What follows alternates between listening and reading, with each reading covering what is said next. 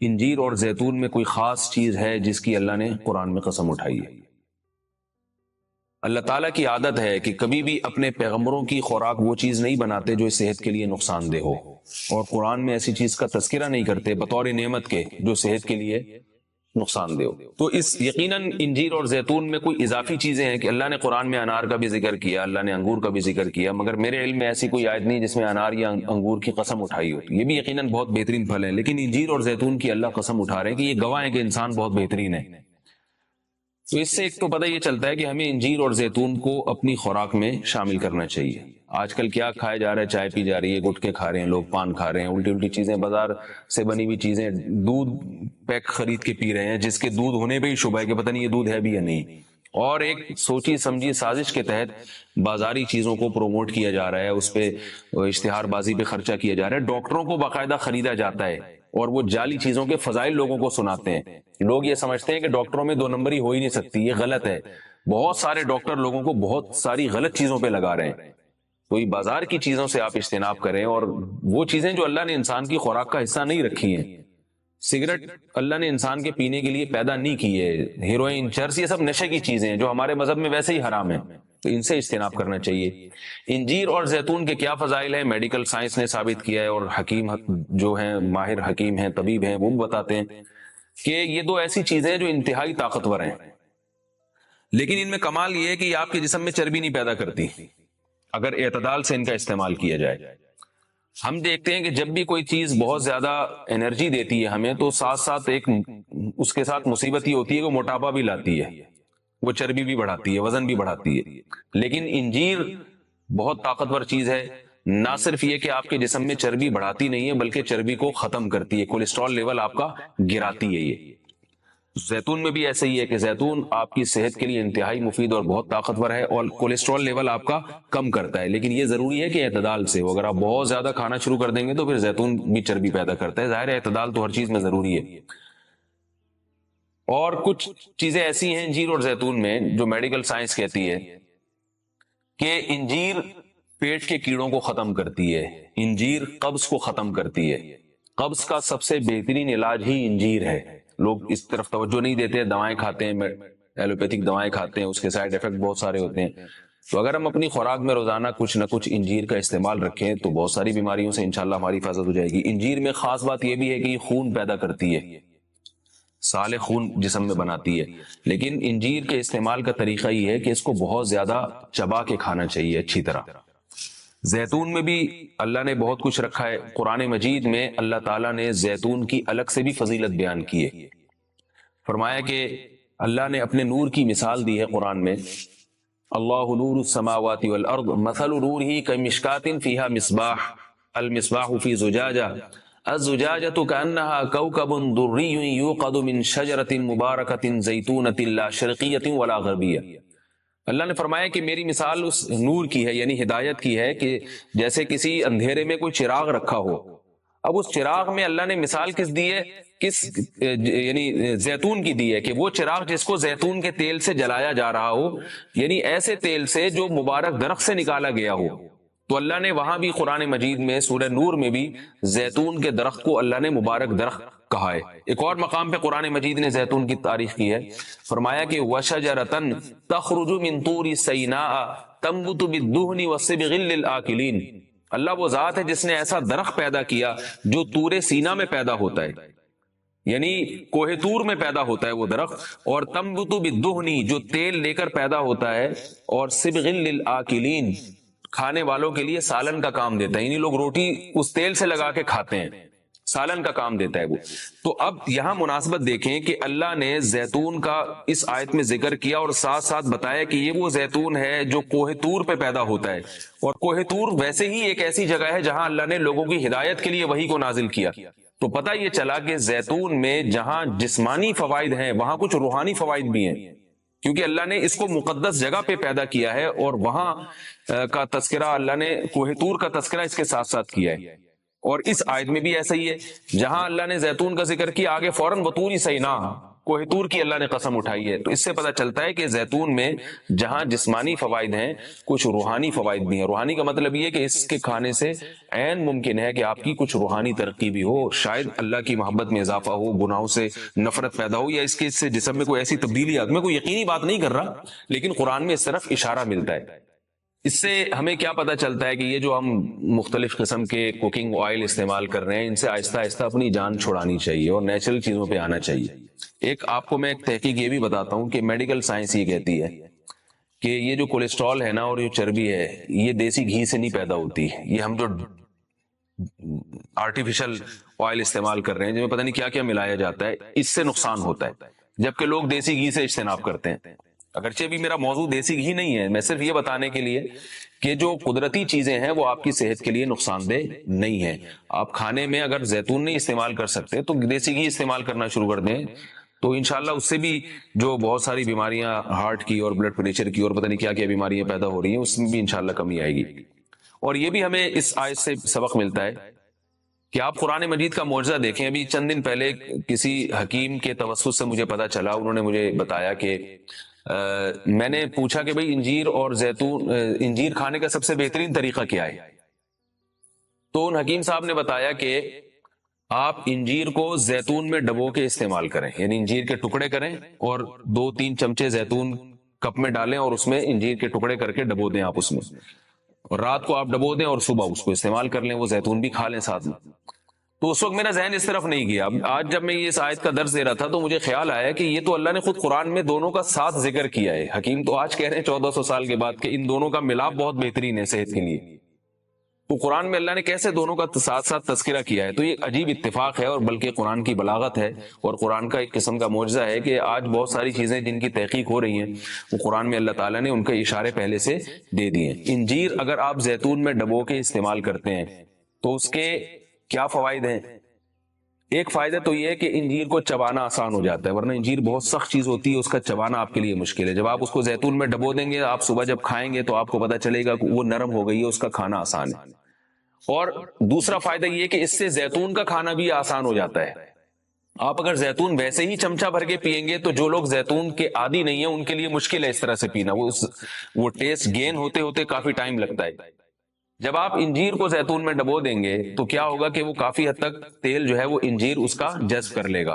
پھر جب آپ استعمال کریں گے تو وہ تیل کا استعمال بھی ہوگا, مگر وہ تیل کی ایک خاص قسم کی جو ایک مہک ہوتی ہے جس سے بعض لوگ جس کو پسند نہیں کرتے, تو اس مہک سے بھی آپ کی جان چھوٹ جائے گی اور آپ وہ آسانی سے کھا سکیں گے. دوسرا فائدہ اس کا یہ ہوتا ہے کہ یہ جو کمبینیشن ہے انجیر اور زیتون کا, کچھ فائدے انجیر میں ہیں جو زیتون میں نہیں, کچھ فائدے زیتون میں ہیں جو انجیر میں نہیں. تو یہ کمبینیشن ایسا ہوتا ہے کہ آپ کو ایک صحت کے لیے ایک بہترین ٹونک مل جاتا ہے, کولیسٹرول لیول آپ کا کم ہو جاتا ہے, قبض آپ کا ختم ہو جاتا ہے. یعنی اطباء یہ کہتے ہیں کہ یہ 2 آتشہ بن جاتا ہے, یعنی انجیر کا فائدہ بھی ڈبل ہو جاتا ہے اور زیتون کا فائدہ بھی اس سے ڈبل ہو جاتا ہے. تو جب اللہ نے قرآن مجید میں ایک چیز کا بہت اہتمام سے تذکرہ کیا ہے تو ہمیں اس کو استعمال میں لانا چاہیے. میں نے عربوں کو دیکھا ہے وہ بہت زیادہ انجیر اور زیتون کا استعمال کرتے ہیں, مگر ہمارے ہاں صبح صبح لوگ جیم کا استعمال کر لیں گے, شہد نہیں استعمال کرتے, اور بچوں کو ٹافیاں کھلا دیں گے, انجیر نہیں کھلائیں گے کبھی بھی. میں اپنے والد صاحب کو دیکھتا تھا, وہ ہمیں انجیر لا کے دیا کرتے تھے, ہم کھاتے تھے اس کو شوق سے, والد صاحب خود بھی استعمال کرتے تھے. تو والدین کو چاہیے کہ بچوں کو ان چیزوں پہ ڈالیں. میٹھا کھانے کا بچوں کو شوق ہوتا ہے, تو آپ ٹافی یا چاکلیٹ کے بجائے آپ ان کو انجیر کھلا دیں, آپ ان کو کوئی ایسے پھل فروٹ کھلا دیں, شہد کھلا دیں. تو ان چیزوں پہ لانا چاہیے کیونکہ اللہ تعالیٰ نے صحت کی حفاظت کا بھی ہمیں حکم دیا ہے, قرآن و سنت میں اس کا بہت تاکید سے حکم ہے. جو دماغی بیماریاں نا بہت اسپیڈ کے ساتھ بڑھ رہی ہیں, بہت اسپیڈ کے ساتھ. دیکھو ایک اصول یاد رکھو کہ آپ اگر ہاتھوں سے وزن اٹھانا چھوڑ دیں تو ہاتھ کیا طاقتور ہو جائیں گے؟ بولو نا, کمزور ہو جائیں گے. آپ کیا میں انرجی سیو کر رہا ہوں, ہاتھ کی انرجی کیا کر رہا ہوں؟ سیو. وزن نہیں اٹھا رہا میں تو سیو ہوگی.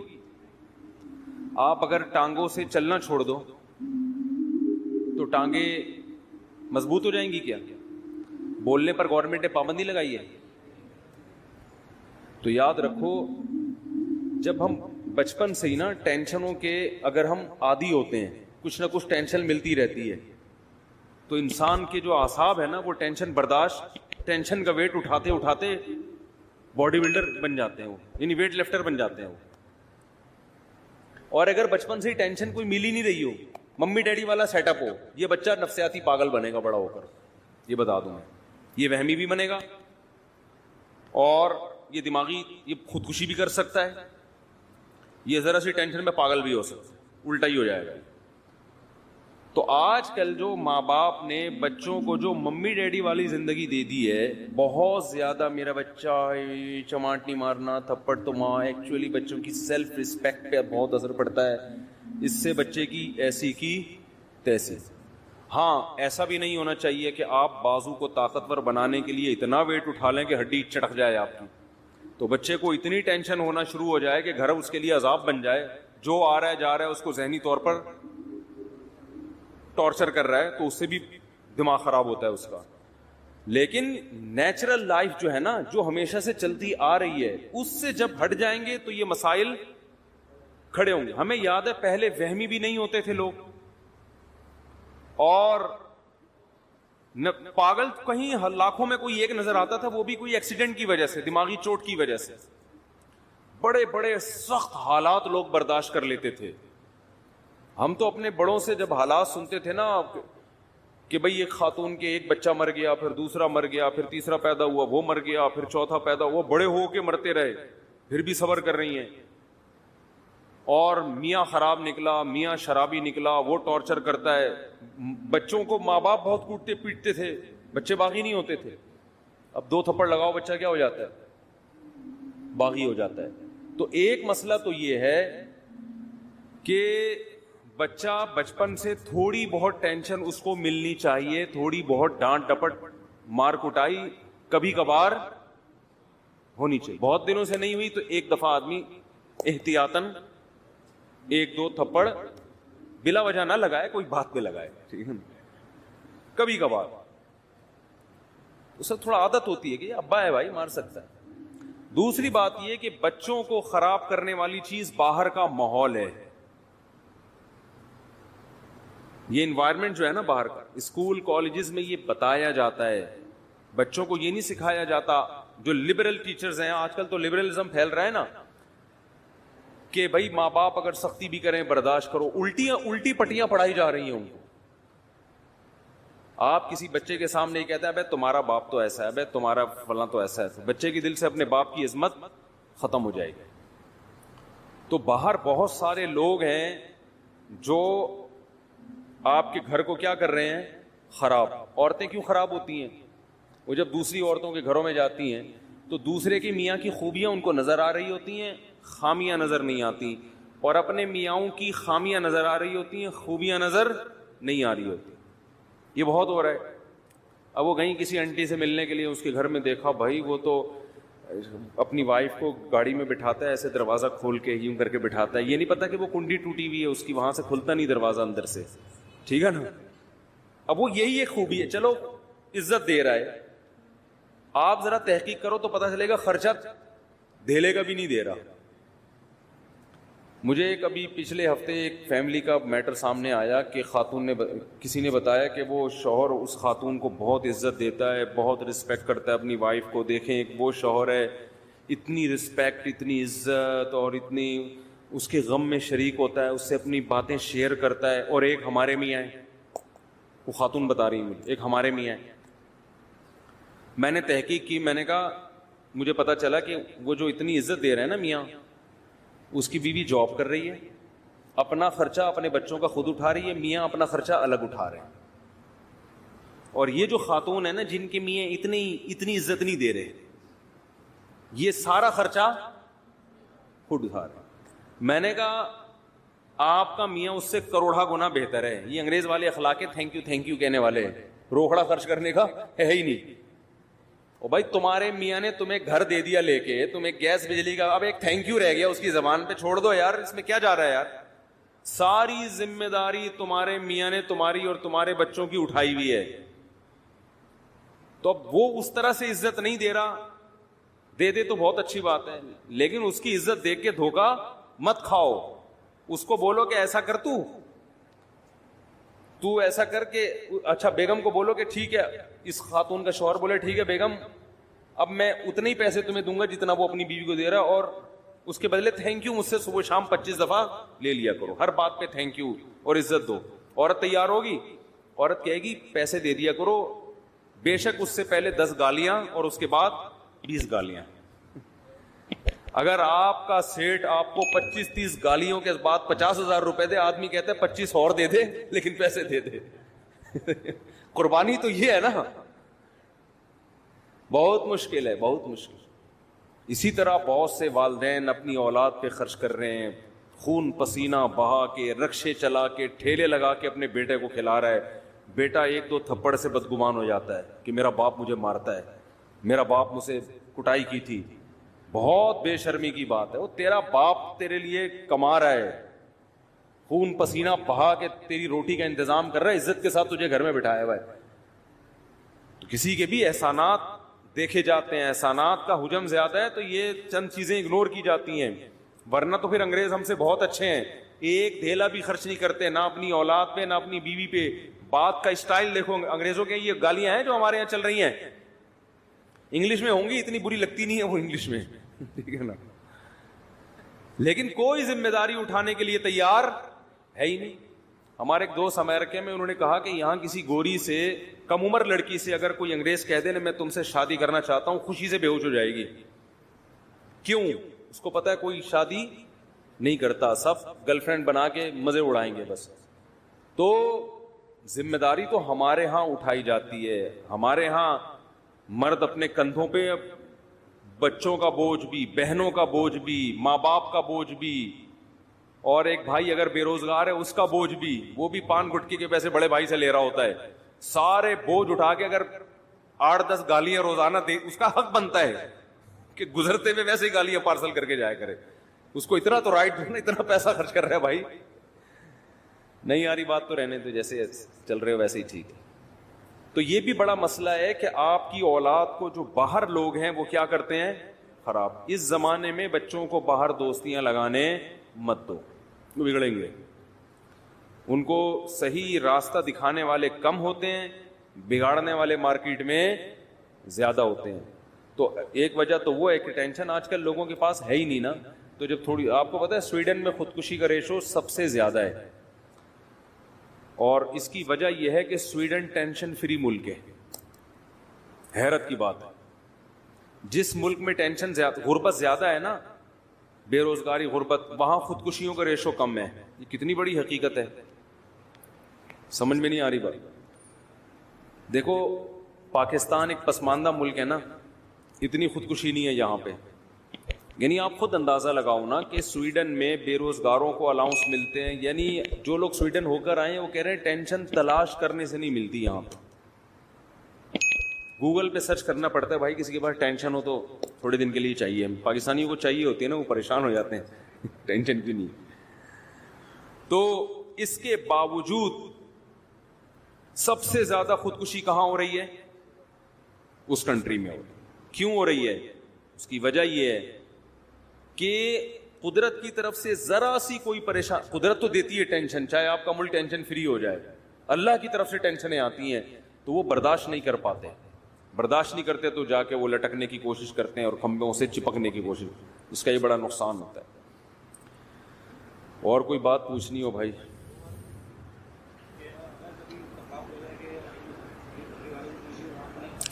دیکھو بات کسی مسلک کی نہیں ہے, جس کا عقیدہ شرکیہ ہے اس کے پیچھے نماز جائز نہیں ہے. سمجھتے ہو؟ اسلام میں آپ جیسے کسی کو دائرہ اسلام سے نکال نہیں سکتے, زبردستی لا بھی نہیں سکتے دائرہ اسلام میں. لوگ بہت براڈ مائنڈڈ بنتے ہیں کہ ہم ہر ایک کے پیچھے نماز پڑھ لیتے ہیں, ایسا نہیں ہوتا. آپ کو جوڑ پیدا کرنے کے لیے اسلام کی جو حدود ہیں, جو باؤنڈری اسلام نے کھینچی ہے, اس باؤنڈری کے اندر رہنا پڑے گا. اور ایک بات خوب اچھی طرح سمجھ لیں, پہلی بات تو یہ ہے کہ جس کا عقیدہ شرکیہ ہو اس کے پیچھے نماز جائز نہیں ہے, چاہے اہل حدیث ہو, چاہے دیوبندی ہو, چاہے بریلوی ہو, چاہے کوئی بھی ہو.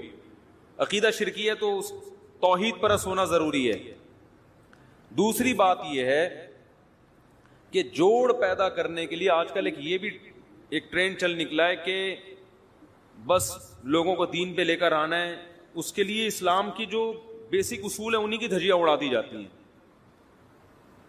تو لوگوں کو دین کے قریب کرنے کے لیے آپ جو اسلام کے بنیادی اصول ہیں، اسلام نے جو باؤنڈری کھینچی ہے، اس میں تبدیلی نہیں کر سکتے. نبی صلی اللہ علیہ وسلم نے 13 سال مکہ میں دعوت دی ہے، چند لوگوں کے سوا کوئی بھی ایمان نہیں لے کر آیا. اور مشرکین کیا کہتے تھے کہ تھوڑی سی لچک پیدا کر دیں، تھوڑی سی ہماری بات مان لیں. آپ نے مصلحتاً بھی ان کی بات نہیں مانی کہ اسلام کی جو بنیادی احکام ہے نا، ان میں کمپرومائز نہیں ہوگا. جن چیزوں کا انتظامی معاملات سے تعلق ہے، مینجمنٹ سے، ان میں تو جیسے صلح حدیبیہ میں آپ نے بہت ساری چیزوں میں مانی ان کی بات، لیکن اگر وہ یہ معاہدہ کرتے کہ آپ ایک نماز چھوڑ دیں تو نبی اس شرط کو تسلیم نہیں کرتے. بھائی نماز بھی نہیں چھوڑ سکتے، روزہ بھی نہیں چھوڑ سکتے، داڑھی بھی نہیں کاٹ سکتے ہم، ٹھیک ہے نا، چوری کو جائز بھی نہیں، زنا کی بھی اجازت نہیں ہو سکتی. تو اسی طرح یاد رکھو آج کل ایک بہت بڑا مسئلہ یہ ہو گیا ہے کہ ہماری حدود ساری ختم ہوتی چلی جا رہی ہیں. اور یہ بھی ذہن میں رکھیں کہ نبی صلی اللہ علیہ وسلم کی سیرت میں جہاں ہمیں معاف کرنا ملتا ہے وہاں انتقام لینا بھی ملتا ہے. اب یہ کام ہوتا ہے کہ کون سا موقع معاف کرنے کا ہے اور کون سا موقع انتقام لینے کا ہے. بعض دفعہ انتقام لینے میں فائدہ زیادہ ہوتا ہے. علماء نے لکھا ہے، دیکھو نبی کتنے رحمت للعالمین تھے نا، کتنی رحمت تھی، لیکن خودکشی ایک شخص نے کی، نبی نے اس کا جنازہ نہیں پڑھایا، حالانکہ آپ تو رحمت للعالمین ہیں. اور اس کا جنازہ فی نفسی ہی جائز بھی ہے، تو مسلمان نہ وہ. علماء کہتے ہیں، اس حدیث کی روشنی میں علماء کہتے ہیں کہ جو خودکشی کرے گا، مسجد کا مقتدی رہبر یا کوئی بڑا عالم اس کا نماز جنازہ نہ پڑھائے، بائیکاٹ کرے. لیکن ہم کیا کر رہے ہوتے ہیں یہاں پہ، نہیں بھائی اس کی تعریفوں پہ پول باندھ رہے ہوتے ہیں. وہ جو انڈیا میں ایک لڑکی نے خودکشی کی تھی نا، بہت لوگوں نے ترس کھایا. میں نے کوئی ترس والا بیان نہیں کیا، میں نے کہا اللہ مغفرت کرے، مسلمان تھی لیکن کوئی اچھا کام نہیں کیا. یہ واجب التعزیر ہے بھائی. تم جرم بھی کر رہی ہو اور ساری دنیا کو بتا کے دریا میں چھلانگ لگا کے اور بھی لوگوں کو کہہ رہی ہو کہ سب چھلانگے مارو. یہ تو بے صبری ہے نا. نیکی کو پروموٹ کیا جاتا ہے، ہائی لائٹ کیا جاتا ہے کہ دیکھو غم کے موقع پر میں یہ صبر کر رہی ہوں، تو آپ لوگ بھی صبر کرنا سیکھو. عادت نہیں لیکن مجھے ٹینشن اتنی ہو گئی، 2 بوتلیں چڑھا لیا اور ویڈیو بنا کے یوٹیوب پہ ڈال دے. لوگ کہیں یار اتنا نیک آدمی کو یہ اتنا مجبور کر دیا اس معاشرے نے، اس ظالم معاشرے نے اتنے نیک آدمی کو ایسا مجبور کر دیا کہ شراب پی رہا ہے، اس کی ساس پہ مقدمہ ہونا چاہیے. اس داماد کو کس نے ٹینشن دی ہے؟ ساس نے. اس کے سسر پہ مقدمہ، اس کی بیوی کو جیل میں ڈال دینا چاہیے، اس کی ٹینشن ہے. ابے بھائی ٹینشن اس نے دی ہے، نہیں دی، ہمارے سامنے نہیں. تو جو جرم کر رہا ہے نا، تو لوگوں کو گواہ بنا رہا ہے.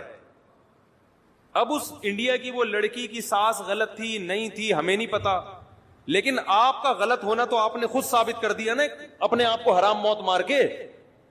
دیکھو میں اپنے آپ کو اس لڑکی سے بہتر نہیں سمجھتا، قیامت میں شاید وہ بخشی جائے اور ہم لٹکے ہوئے ہوں، لیکن اصول کی بات شریعت کی جو ہے وہ تبدیل نہیں ہو سکتی. جرم کو پروموٹ کرنے کی، ہائی لائٹ کرنے کی اور اس کی حوصلہ افزائی کرنے کی اجازت نہیں ہے. ہم تصویر کے ایک رخ کو دیکھتے ہیں، دوسرے رخ کو نہیں دیکھ رہے ہوتے.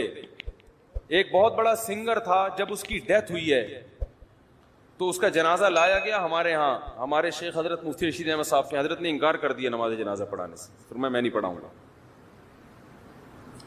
ہو سکتا ہے چھپ کے بہت دعائیں مانگی ہوں اس کے لیے، بظاہر یہی لگتا ہے اکیلے میں بہت روئے ہوں گے اللہ اس کو معاف کر دے، کھلے عام اس کا جنازہ نہیں پڑھایا تاکہ عبرت ہو. کوئی اچھی موت نہیں ہے یہ.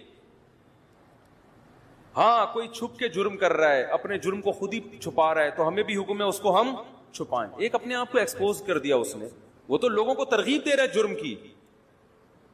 تو اس لیے بھائی ان چیزوں میں آج بے اعتدالی بہت ہونے لگی ہے. ہم حدود شریعت سے تجاوز کرتے ہیں. مجھے کچھ سنگر لوگ ملتے ہیں کہ ہم نے توبہ کر لی ہے، ہم پہلے ایسے تھے، ہم یوں تھے. تو ٹھیک ہے، بیچاروں نے توبہ کی، اللہ ان کی توبہ قبول فرمائے. لیکن میں ان سے اکثر ایک بات کہتا ہوں کہ یار اپنے ماضی کو بھول جاؤ.